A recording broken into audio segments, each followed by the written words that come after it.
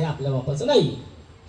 कारण पुढच्या पिढ्या आम्हाला घडवायच्या. तो हे पोरांनी तर मला भविष्यामध्ये कधी कधी असं वाटतं नाही, लहान लहान पोरांनी तर प्रश्न विचारला ना, चला तात्या तू त्या वाघाचा नगरसेवक होता, तू का बोलला नाहीस?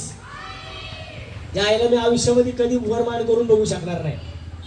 हे प्रश्नाचे ह्या नगरसेवकांच्या पोरांनी त्यांना विचारलं ना भविष्यामध्ये, तर त्यांना उत्तर देता येणार नाहीये. त्यांची पोरांनी त्यांना प्रश्न विचारतील की तुम्ही नगरसेवक होता त्या टायमाला ते आरक्षण उठवत होते, तुम्ही काय करत होता? तात्या तिकडे भाषण करत होता, लोकांमध्ये जनजागृती करत होता, तुम्ही काय करत होता? मी कोणाचा निंदा नाहीये.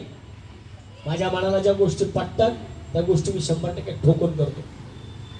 जनता दरबार सारखा विषय तुम्ही इथं पाहता. आज तुमच्या समोर जनता दरबार इकडे भरतो, किती लोकांना आम्ही रिलॅक्स करण्याचा प्रयत्न करतो. शेकडो लोकांना आम्ही म्हणजे नगरसेवकाचं